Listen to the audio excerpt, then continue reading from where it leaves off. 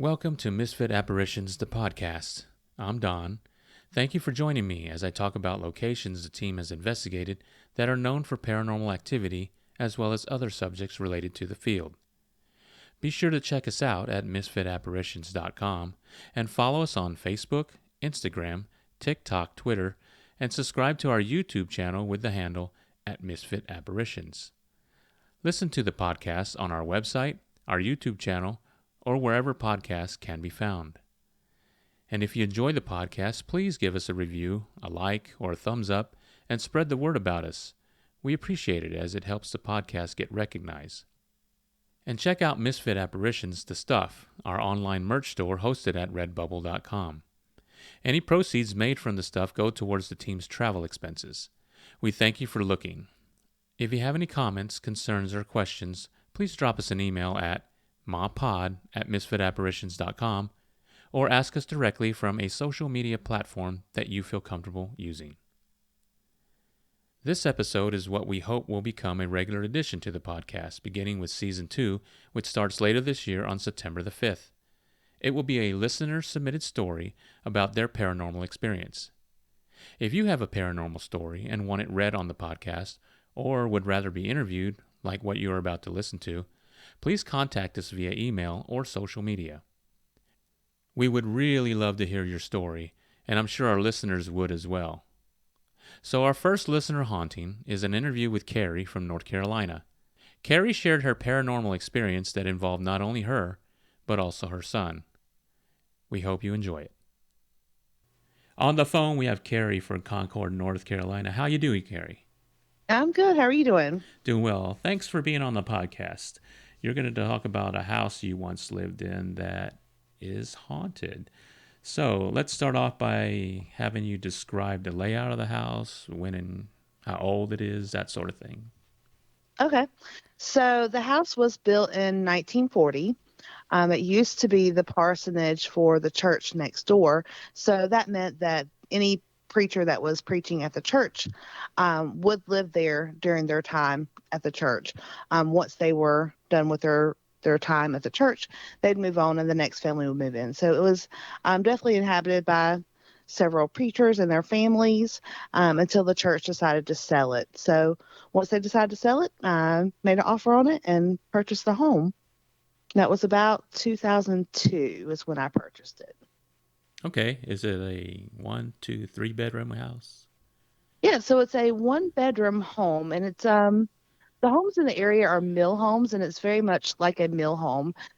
So in the front of the home is a large living room and the master bedroom. And then there's a hallway with a secondary bedroom and the bathroom. And then that leads you into the kitchen area, which is at the back. So kitchen and dining are at the back, living room and bedroom are at the front. Okay, let's step back. What exactly is a mill home? I know a lot of our listeners probably wouldn't know that.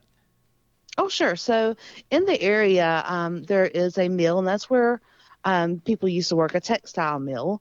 And the textile mill would purchase homes for their workers or build them for them. So um, all the houses looked very similar, and they were not really on top of each other like a community today, but they're very close and they look very, very similar. So very similar in build, but um, so the whole town, the whole area in the street looks, all the houses look the same.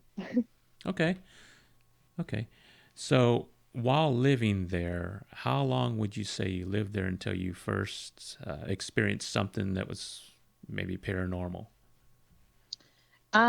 Actually, very shortly into my move into the home. So, as a housewarming gift, one of my friends gave me some brass candlesticks that take the tapered candles that are about 12 inches tall, those type of candles.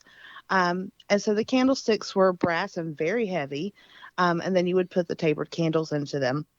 I had them set on my table, and then I was cleaning off my table and, using the cleaner and the orange oil to clean up the table.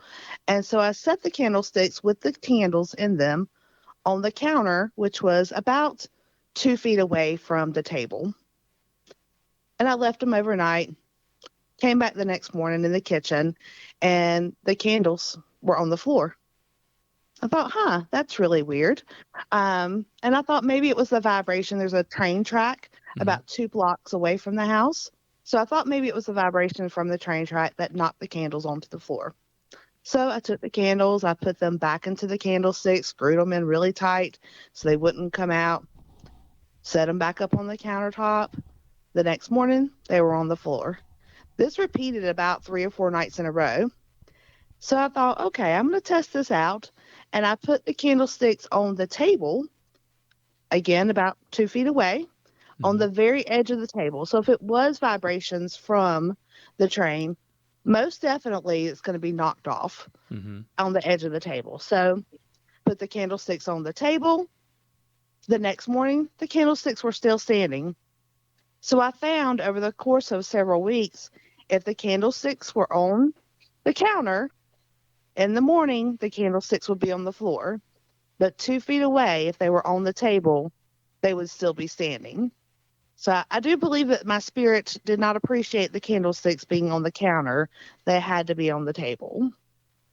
That's interesting. When you acquired the home, were you told anything about any kind of paranormal activity? Did you even think to ask? You probably didn't, but No, no, not at all. I mean, I bought it from the church, so I'm not sure that anybody would have told me that. hmm, that's interesting that the candlesticks needed to be in a specific place. Yes, absolutely. And in the hallway, the hallway led off of the living room, as I was saying before. Um, if I was on the couch or in the living room, I would always see shadows just moving through the hallway. Um, Never anything that felt um, like it was vicious or anything like that. It was just a shadow moving back and forth. I'd catch it out of the corner of my eyes several times. Like a shadow figure, like a large shadow, thin shadow. A shadow figure. I mean, it wasn't huge, but it was definitely a figure. Um, I always felt that it was a male presence. Um, Not sure why I felt that, but it always felt like it was a male presence, but not anything that would hurt me or was trying to harm me. Just someone that was there, that was present. Okay, so you had that mindset and you didn't have any fear of that. Correct. Okay. Correct. Yeah. And it was really weird at first, but it was kind of funny. I had I guess a chat with the spirit, and I said, "Hey, you don't bother me and I won't bother you." Hmm. And that, I don't know if that just made me feel better or if that actually worked. And, I'd see the shadows, but never bothered me, never messed with me or anything. It was just kind of a presence there. Okay, that's interesting. So shadow of a male didn't mess with Hmm. you, and that's about the most you saw of this entity was just a shadow. Correct. Of that entity. Okay. There was another experience. Okay. Um, your son lived with you at the time as well, right? Yeah. So, several years after I purchased the house, my son was born and he lived with me. Okay. Um, so my son, when he was born, my grandfather was in a nursing home at the time. Now my son met him, and he knew him. He knew of his grandfather, but he knew his grandfather was in a nursing home, and he knew his grandfather was in a wheelchair. Hmm. And my son was probably 3 at the time um, when my grandfather passed away. But that's all he ever knew of my grandfather. Um, he knew him and he loved to go see him, but he knew him in a wheelchair. So Okay. that's how he knew him. Okay. Um, so shortly after my grandfather passed away, I was in my bed watching TV, and in my bedroom there were two closet doors, and in between the closet doors was a just the piece of the wall. So you had closet door, wall, closet door. Mhm. Um, and in the wall area between the closet doors, there was a very dark shadow, um, tall human like shadow. in between the doors, and I was watching TV, kind of caught it out of the corner of my eye, but then I looked straight at it, still dark shadows, didn't see any eyes or anything like that. Um, so I looked at the shadow and I said, "Hey, you leave me alone, I'll leave you alone." Mm-hmm. And that because that was the deal. I thought it was the same spirit that had always been in the house before even my son was born.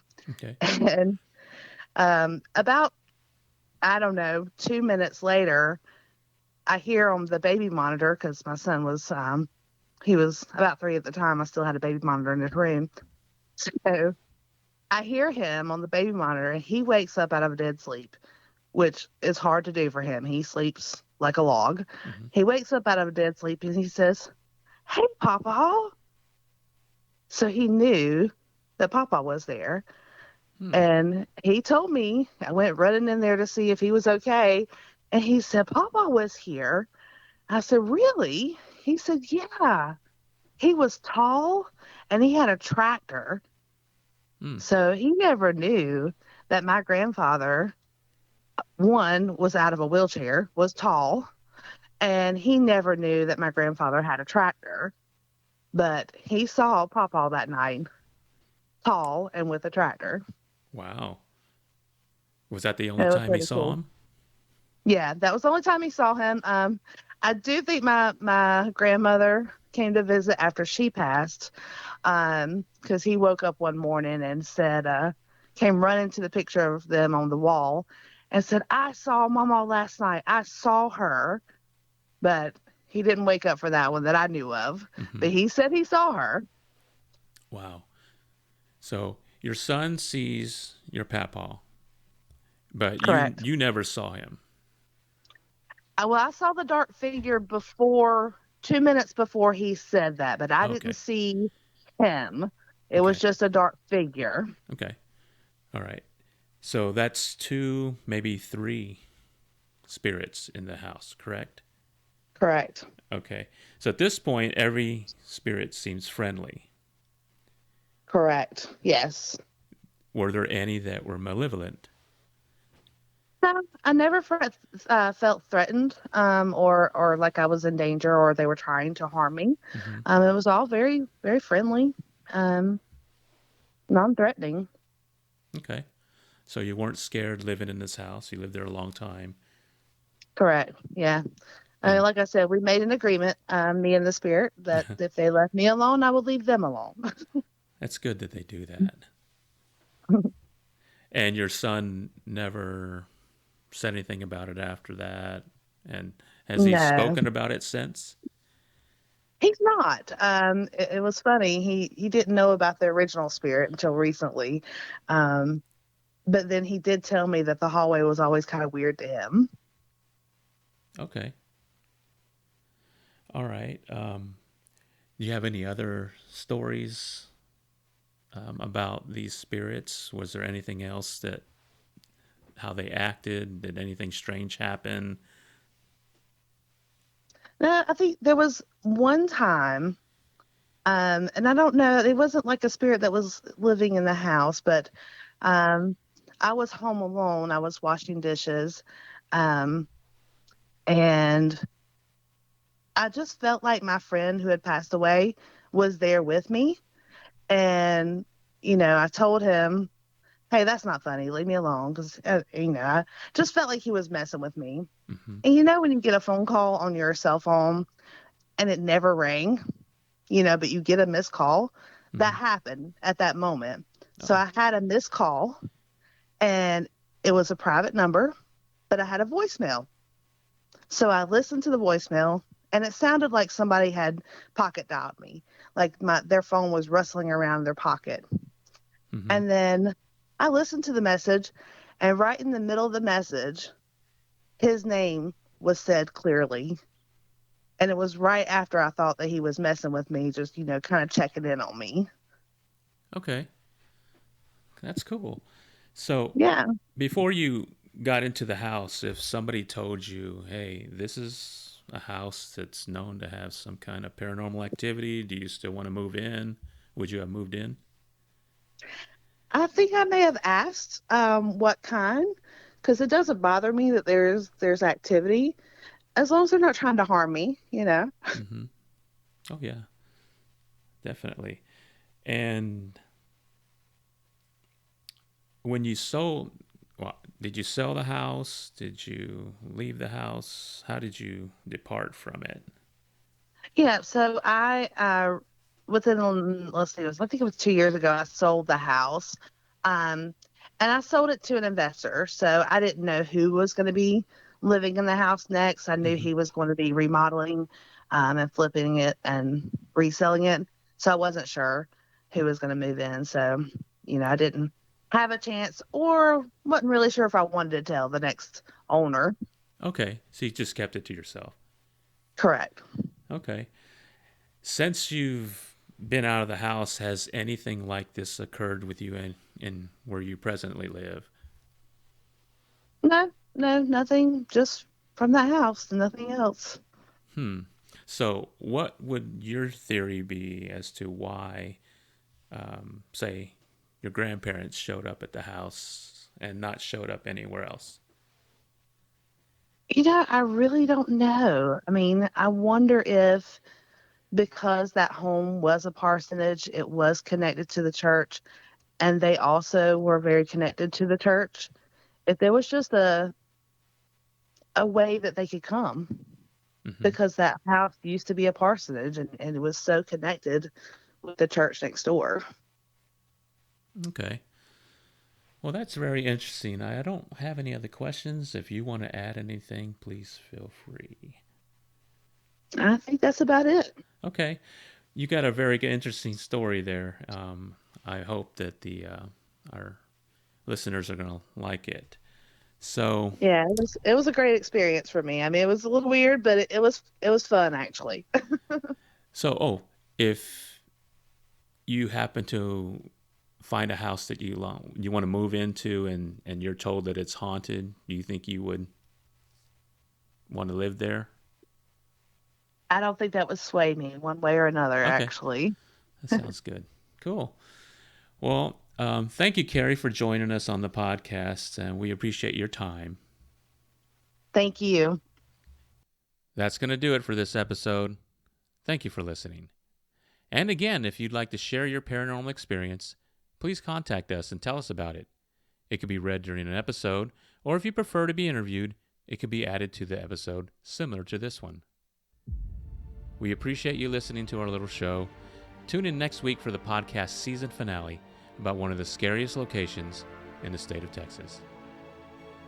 And remember, it's not always the things in your life that matter, it's the memories. Cherish those and those you make them with. See you next time on the podcast. Goodbye.